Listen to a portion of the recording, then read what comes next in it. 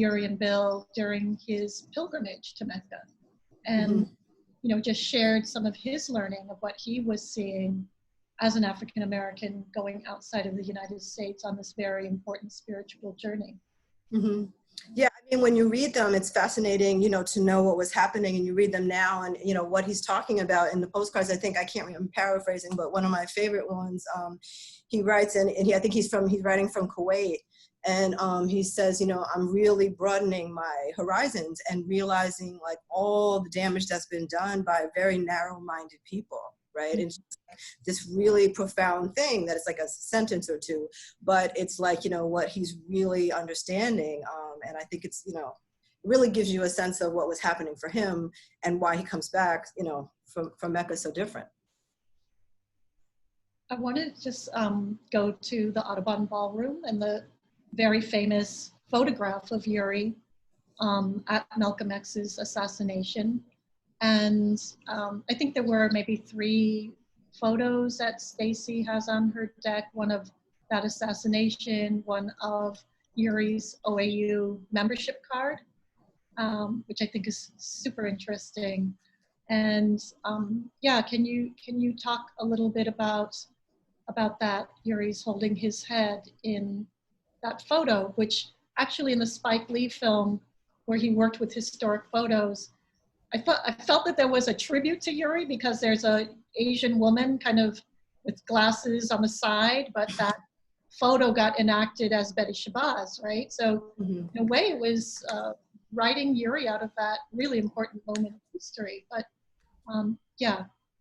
Yeah, it's interesting. Yeah, for Yuri, I think, probably one of the most terrible nights of her life. I think she was there with my Uncle Billy, who passed away, but she was there with him that night. But, that was a time when everyone sort of knew that, there were people who were threatening Malcolm's life at that point. So I think that there were already sort of bad feelings about that evening. That's the sense that I've always gotten from everyone who was there that night. But I think, for Yuri, it was, a really traumatizing event, as it was for everyone and his family and everyone involved. But I think it really just, kind of sealed her lifelong commitment to really telling his story and really holding up his ideas as much as possible, I think. And I think it was really important because when you think about like the different ways that Malcolm's story has been told, or he has been sort of characterized, right, in the mainstream in the 70s and then in the 80s and then in the 90s and then, in these films, I think it's so important that Yuri was so consistent in being really clear about what Malcolm's real political philosophies were and what's really valuable and important about them, and trying to stay clear about that. Stacy, can you show the card, the OAU membership card? And Akemi, can you talk about how she came to join the Organization of Afro-American Unity? Yeah, I think, as I mentioned, she met him in the courthouse and then they began these conversations, and he was starting a new organization, and she became a member of that. As you can see, she had not yet changed her name to Yuri Kochiyama, so that sort of piece hadn't happened yet. That happened later in the 70s, I think, when she started calling herself by her Japanese name, like a lot of people did at that time. But it's really interesting, and actually I learned later, it's just funny to see, I found a photograph once of Yuri during this time, and she has a hijab on, and I was like, really surprised to see it. And she said, actually, for a short period, she was practicing Islam. I mean, being a Muslim, and she said it was so difficult for her as a mom and a woman to really follow all the disciplines and to live her life, that she decided that she couldn't do it. But she did do that for a short time. Super interesting. I think there was one more slide with on this deck with Malcolm. Is there one more slide? Oh, this was earlier. This is when you were talking about her family. Okay, so do you want to say anything about this, going back to San Pedro and the family before the war? Yeah, just, again, like as I said, she came, small town girl, her father was a commercial fisherman. they were very sort of materially comfortable, during the Great Depression and going, before World War II happened. Her father was a lead, one of the top Pacific Coast commercial fishermen. So, what happened as, right after, the Pearl Harbor was bombed is that all the sort of Japanese businessmen and leaders were rounded up, and he was one of them as a leader, and which is one of the reasons, he was interrogated to death. But I think, what's just important about this, and I don't think I understood this so much until I read Diane Fujino's book, is the sort of economic piece and the economic disenfranchisement of Japanese Americans on the West Coast, because of internment, which I don't think as a Yonsei or whatever growing up, I don't think I fully understood that.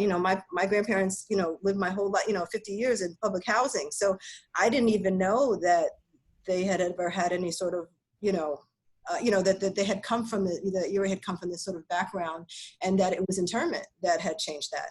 That erased that generational wealth transfer. And I think that's an important piece for Yuri, because I think she really understood then like economic disenfranchisement and what happens, right? In that case, I think she was able, and so it's very easy for her to understand reparations, right, for other people.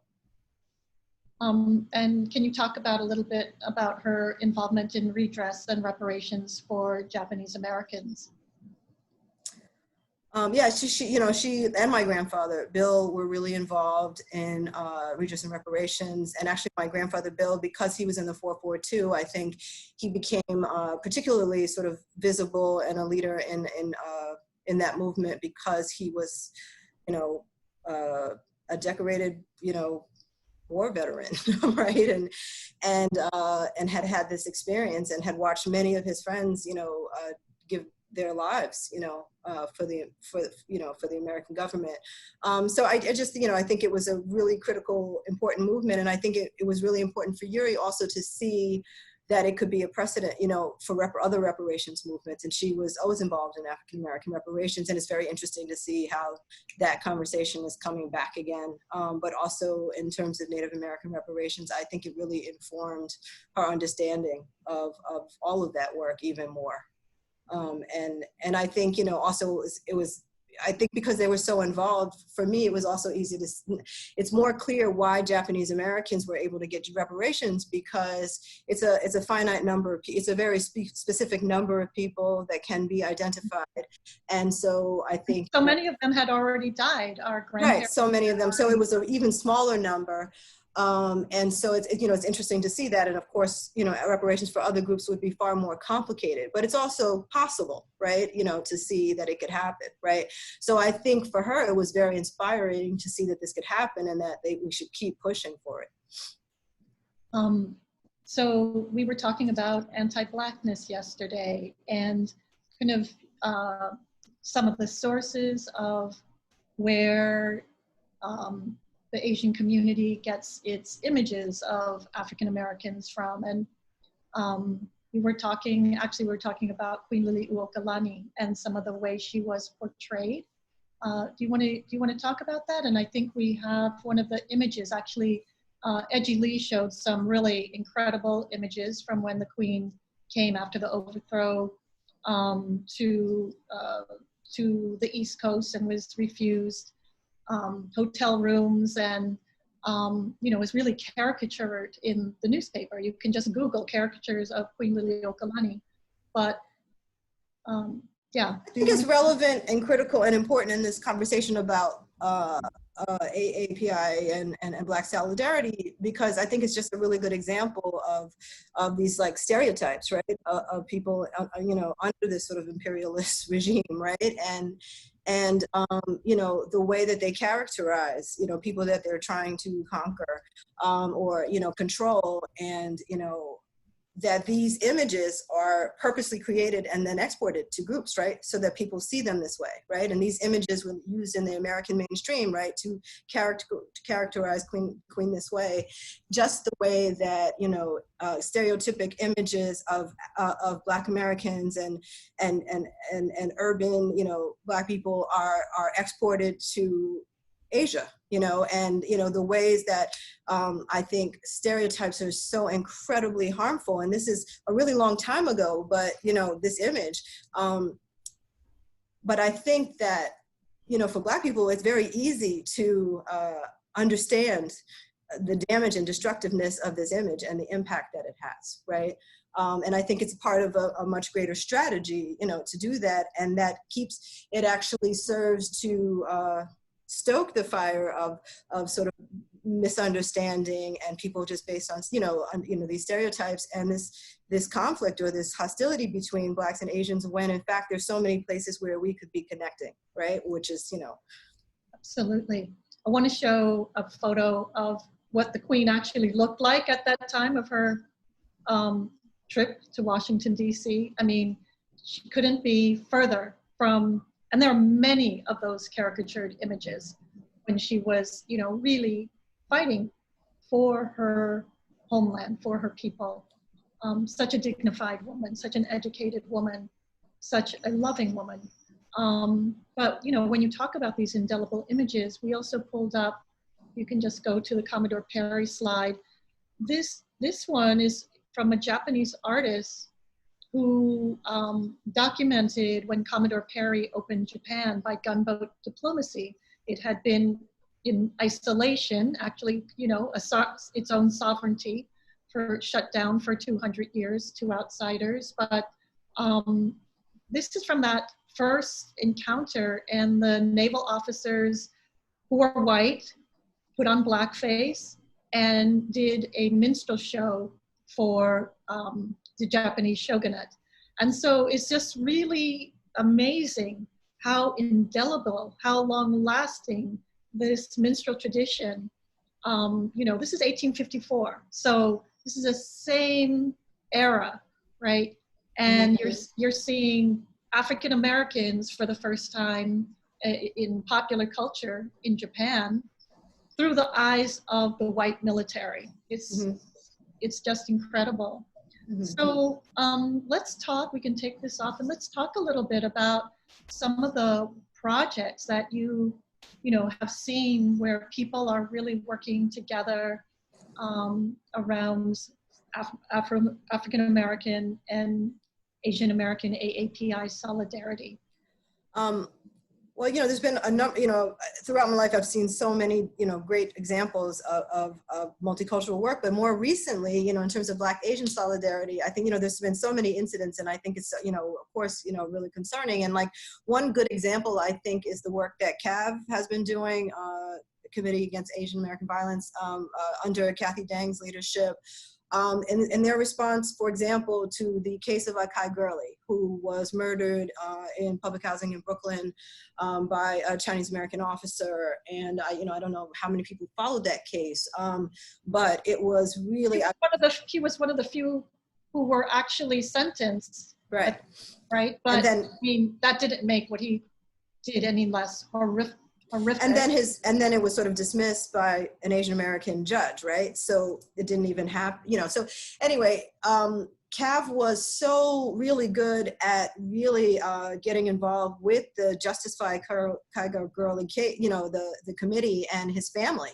And CAV works with, lots and lots of volunteers, young Asian American teenagers and college students, and who are volunteering for CAV in New York City. And it was really amazing to see how much they've been able to mobilize those people in really working with Black communities and organizations and the Akai Gurley family to really combat, to really deal with this kind of police brutality, right? To hold accountable. Right, and hold them accountable. And I was amazed, I went to a number of events CAV did with Justice for Akai Gurley at One Police Plaza in New York, and hundreds of Black and Asian people there together, including the Chinese Tenants Association, with Chinese elders there, who didn't even speak English, speaking in solidarity and support of Akai Gurley's family. And of course, there's no media there. No one covers these stories, right? And this work is happening. I've seen Kathy bring, hundreds of Asian American volunteers to do like, real work and workshops around like learning about Black Asian solidarity. So I think that's a good example. I also had the honor and benefit of working with a group of young activists, organizers who actually, do social justice work with youth from different organizations who came together to work on the Yuri Kochiyama Malcolm X mural project that we did in Harlem, very close to Yuri's house. What street is that on? Where? So it's on a street called Old Broadway. It runs parallel to Broadway. So it's one block. It's between 125th and 126. You can actually see it if you're on the #1 train going up Broadway. Wow. Comes outside, you can actually see the wall. It's amazing that we got a wall that's actually visible from where Yuri and Bill lived in public housing all those years. But that project actually was a group of young activists who came after Yuri passed away, and and they're Black and they're Asian and from all these different organizations, and they said they wanted to do this community mural project. And I think we thought initially it was going to take a couple of months. It ended up taking a couple of years, and we ended up doing about 7 public workshops all over New York City, from everywhere from the Brooklyn Museum to Manhattanville Projects, which I was so excited that we were able to do an event in the Manhattanville Projects. And I have to say, it was such an incredibly important project because it really involved all this, Black Asian solidarity. And in those 7 workshops that we did, the young people who were running those, they were amazing. They put together syllabi and they had all this history. And, we were actually educating young people in all the communities that we were in, right, about this history. And then all these people came to paint the mural with us. And I think, we did 7 workshops. So that was like a lot of work, in a lot of communities that we hit together. And I think that was an incredibly important work. They continue to do that. This group of people continue to do this work together. It amazes me. And we did so much work together, sort of any of us can do that. So these young people continue to present about Malcolm and Yuri and their solidarity and Black Asian solidarity even now. So I feel like, that's one of the great ways that Yuri's legacy and Malcolm's legacy and their work together continues to play out, in this way. So, I mean, those are, just 2 examples, but I feel like, another one is Amy Wang from Decolonize This, who does a lot of work around police brutality, Asian American woman, who's really dedicated so much time and effort to really getting more information out there, right, about police brutality against Black people.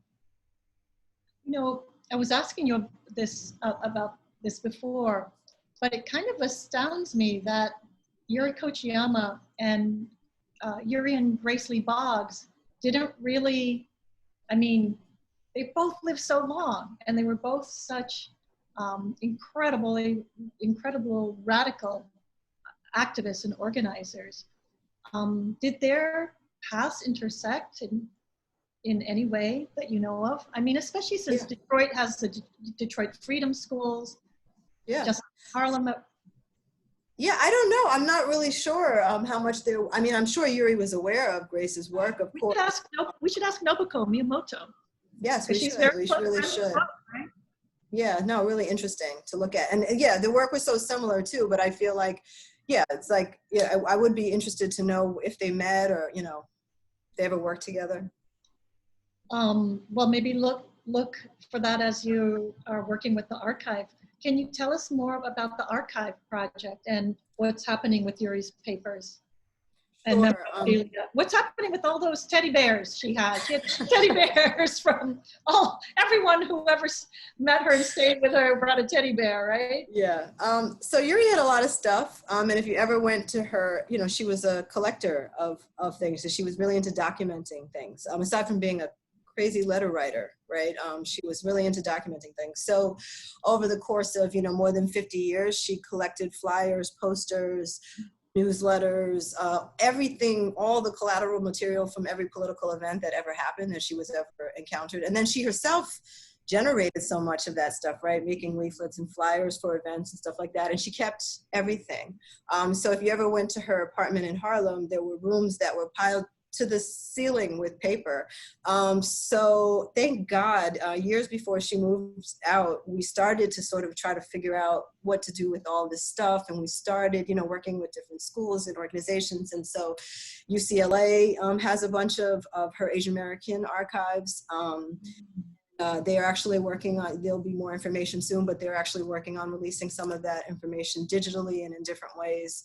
As well as we spent a couple of years really putting together and trying to organize speeches, videos, letters, all kinds of materials, which are also being collected or being organized by a university and will be sort of more public very soon in the next year.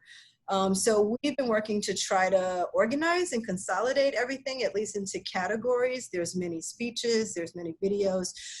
There's thousands and thousands of photographs. I don't know if people know Yuri was a photographer also. I mean, you could see from that little video clip, I love that Renee Tajima clip. It's so like good, captures Yuri's personality very well. And she would like in 5 minutes, take a picture, ask you 10 questions, get your phone number, you know, and get your story.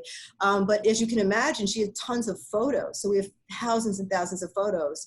And some of them, you know, some of the very portraits of very famous political figures you see, Yuri took those photos. So, you know, we're trying to sort of organize all of that. It's overwhelming, but we're getting there. And some of this stuff will be more available digitally really soon. Well, we're going to open it up for some questions in a moment, but I just want to ask you, you and Mark are such extraordinary parents with two beautiful daughters, Leilani and Malia. And, you know, I just wanted to ask you about your affinity for Hawaii. I was so happy when you started bringing them to hula class and with Auntie Vicky, Takamine. And I know Leilani did a project for her school, interviewing folks and visiting Auntie Vicky in Honolulu. But yeah, can you talk about why Hawaii is so important to you or to us AAPIs? Yeah, I think there's a kind of couple of ways. I think, as I said, in my family, you know, Bill was always sort of culturally, we were exposed to a lot of Hawaiian culture and people just, you know, from early on in my life. And then a number of my family members married people of Japanese descent from Hawaii, but a number of people. So I feel like that was another sort of level of exposure. But I think, you know, there's many ways in which I feel like being involved, you know, with hula and everything has been so many connections, I think, in many ways, right? Because, like, you know, even like being in hula and really understanding, you know, the real history of what has, you know, what happened in Hawaii, what happened to Liukalani, and how much hula and studying this culture is a part of keeping the culture, right, for yourself, and really owning it and preserving it, I think, in a way that is so important under the sort of impact and oppression of imperialism and capitalism and all these things happening. It's very, very easy for me to connect to on many different levels. It's interesting also that, you mentioned Leilani, when we started doing hula, we kept having this conversation because, you know, my kids are all like, talking about cultural appropriation all the time. So they're like, isn't this like cultural appropriation? You know, like we're Japanese American, Afro-Asians from New York and the West Indies, and we're like doing hula, so like, isn't that an issue? And so, you know, we've been debating about it and talking about it for a while. And then Leilani decided to do her senior project in high school, you know, on this idea. And we actually went to Oahu and got to, you know, talk to Auntie Vicky ourselves and a number of people about this, right, about this issue. And I think it came, you know, she was able to understand, and even, you know, I was so lucky I got to witness like this whole experience, you know, how we also feel like we are contributing to keeping the culture and preserving the culture, but you know, it's not about appropriation or trying. It doesn't belong to us. We are absolutely supportive of keeping that, you know, for Hawaiians, right, and how important that is. And I can, you know, I think just appreciating it and, you know, the language and all of it and all of the meaning, I think, has been really important and meaningful for us as a family.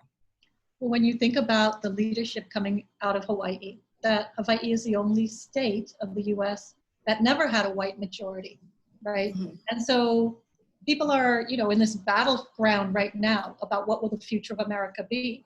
Well, the future of America could be as forward-looking as Hawaii. One state that has that early adopted long before others were, California was an anti-Spanish, English-only campaign, while Hawaii was recognizing Olelo Hawaii as official language, right? So, just that ability to support the Lahui Hawaii through the cultural practice, through what you're doing, through learning about the chants and the mele and all of that. So, right on, come back, come to hula. I know she's off to college, but come back when you're on break. So we're going to look at questions, and it's so nice to see so many people. Tamia Arai and Tamara saying finally someone mentions the teddy bears. Those teddy bears, amazing. So any questions that people have for Akemi? And I don't know, Stacy, can you help us facilitate that? Yeah, absolutely. So we just got one in. It says, Sis Yasmin Fula in her new book, Life of an Outlaw, mentions that there were certain important women in Tupac's life. One of these women was Yuri. We know that Tupac would come over to her home like other Panther cubs. Do you remember any interaction she or you had with him during that movement? I'm so glad somebody brought up Tupac. Yeah, so Tupac's dad is Mutulu Shakur, who is a political prisoner who is still in prison right now. So I think that's really important for people to know. His probation has been denied 8 times. He's very ill right now, actually. He was my teacher when I was in nursery school at the Children's Storefront, and me and Tupac were students back in 1974. And so my father, Yasin Muhammad, and Mutulu Shakur were our teachers at the Children's Storefront School, which was like a Black nationalist revolutionary nursery school in New York. So that was my early experience with Tupac and his father. But Afeni, Mutulu's wife, was really, Afeni and Mutulu were really good friends of my mother, Aichi, and my father, Yasin. And like I said, Yasin and Mutulu were teachers together at this school. And my father was also, a Black Panther, and so was Afeni. And so we were close in many ways, but I think it's a great, important opportunity. I don't know how many people know that Mutulu was an acupuncturist. He's actually Dr. Mutulu Shakur, and really involved with the work of IWK in New York City, was leading an acupuncture clinic at one time in New York City right before he was unjustly incarcerated.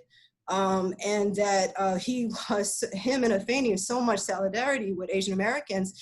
One of the funny things, I don't think people know this, and Tayo Na sort of reminded all of this in his article that he wrote after Yuri passed away about Tupac and the Shakur family and Yuri. It's in Hyphen magazine, if anyone wants to look it up. It's by Tayo Na. But basically, one of the things he reminded us of is that they were so close. Mutulu was so close to Nobuko and Chris, Ijima, and all these people. He actually singing backup on some of the, on Greater Sand. I think he's singing backup on some of those songs. And so that's Tupac's father, So like to show you the history, right? And Tupac grew up in incredible, people have no idea, the sort of political context that Tupac actually had. And had he been able to live longer in his life and really sort of develop more as an artist, we might have seen that emerge. So we have another question from Tomie, which is, can you talk about Asian American allyship for Black Lives Matter? How should Asian Americans show up in solidarity and support of Black lives? That was on my list of questions. So yeah. I think that, Asian Americans can show up, should show up as much as they can, however they can, and where they are. I guess it depends on where you are, whether that's about, reading more about, learning more about the history, right? About the history of civil rights or Black people in this country, and just getting more context there. from getting involved with, community organizations where you can just engage with people. I think, really trying to just get more historical context, I think is really critical for all of us. And I think, to really try to really think about, your unconscious bias, all these stereotypes that we're operating under. And I know that, this is a really interesting time, right? There's all these things happening, and then, you see all this violence happening with Asian Americans, and, it keeps coming up, sort of what these issues about. But I know that, if Yuri were alive right now, she'd say this is really part of this bigger issue, right, of creating these conflicts between groups of people who really should be more in solidarity. And I think just really trying to connect as much as you can and to understand the history as much as you can, I think is so critical right now. And to, there's so many ways to read about the history now. There's so many resources out there for people to read more, to learn more, to join organizations. And these organizations themselves, Black Lives Matter and all these organizations, have a lot of information out here. And I think it's really important for people to educate themselves. I think, a lot of what I've learned about Yuri was her about educating, so much about what happened with her is that she educated herself about other people's histories. And I think that that's so critical now. I really love how you talk about how when the Young family moved to Harlem and they started with their parents' association of their neighborhood, and then were able to not just send their kids to Freedom School, but that the parents went, Bill and Yuri went, right, to also learn. Yeah. And then Yuri talking about, starting with really like basic community needs. There were no stoplights in Harlem, and people were speeding, and the garbage collection was, erratic or not even happening. And so really organizing around those very grassroots community efforts for safety and health. But yeah, I think it's about also bringing your whole family with you, right? Like, I always think that's so interesting that Yuri and Bill wasn't just about like them joining these organizations or them getting this organization, this education, but all of them, right, together, your whole family. And I think that that's so critical, right, that we're all doing that at every at a different generational, different generations, right? Absolutely.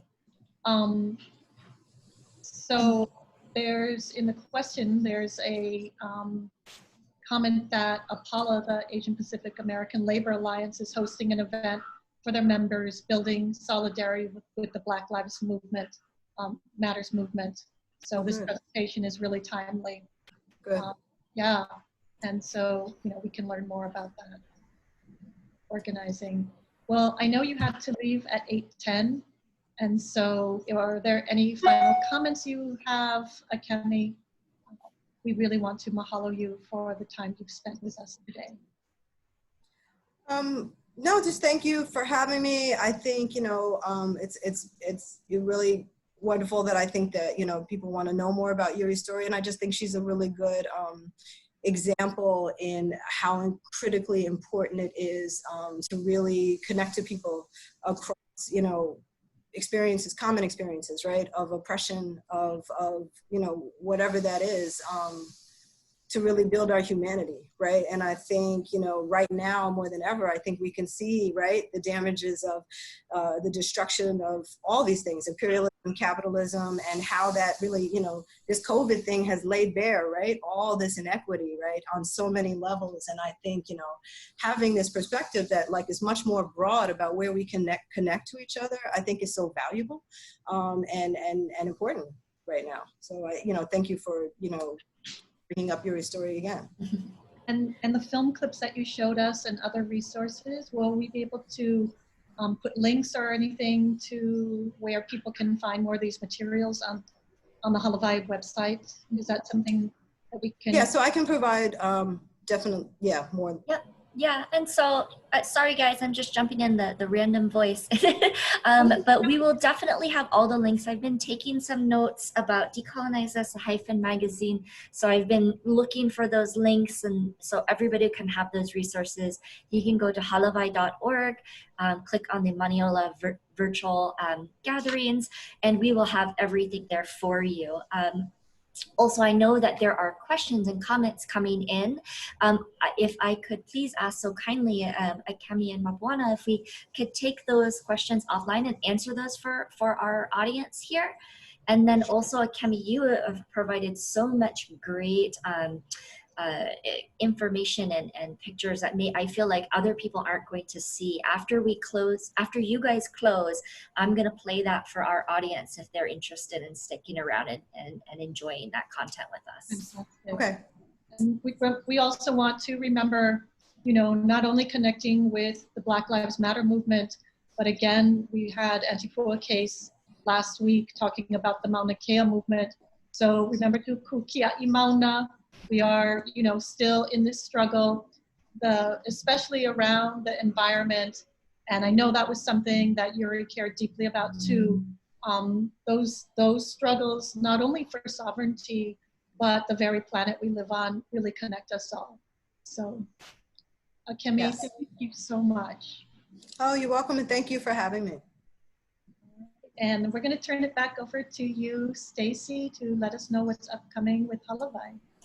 Mahalo nui, thank you. So thank you everybody for joining us tonight, Kemi and Mapuana, mahalo nui for all of your mana'o with us today. Next week, we are going to be celebrating La Hoi Hoi Ea with Hai Hawaii. So please be sure to come join us. We will be not only screening that film, but we will also be we'll also be having a question and answer with our directors and producers afterwards. So mahalo nui again for being here with us. I am getting this all set up. Please enjoy and have a great rest of your evening. As always, you can get in contact with me at syoung@halavai.org. Ahui ho.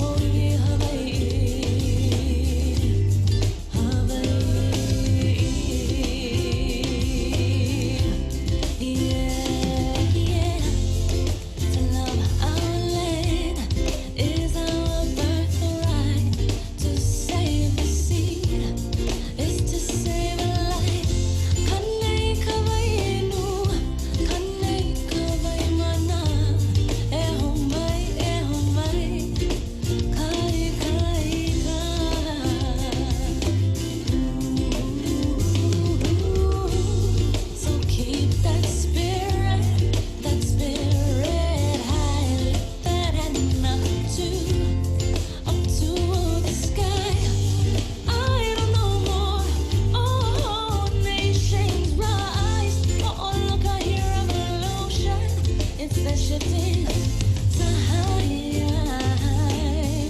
It's the shifting time. Yeah, yeah. No, ya ya uhalani uhana umai kabaki akekimwa hegi alu alu halu nakakainwa makewa kiki alu alu la kanu ihola mava hoke kala ukahali la lo ikala puma hopeho ulu mai wa kiki la kalono o kala u kalola u kabaya o na ukabali o kaha o kalola o harwa hana mai heke iho kapala ko iko nai no makaha o kalola o harwa una na mai ko he au ne a o harwa o harwa ho Yeah, yeah. So keep that spirit high. Lift that up to the sky. I don't know more. Oh, nations rise. Oh, look, I hear a revolution. It's the shifting time. It's the shifting time. Yeah, yeah.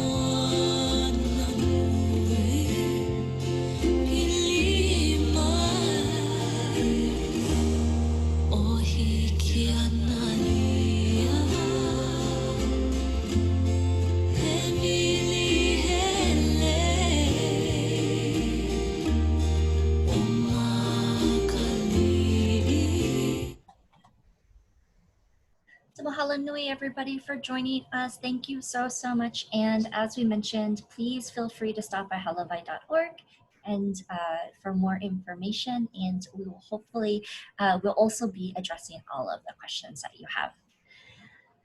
Mahalo and have a wonderful, safe, happy and pono week. We'll see you next week.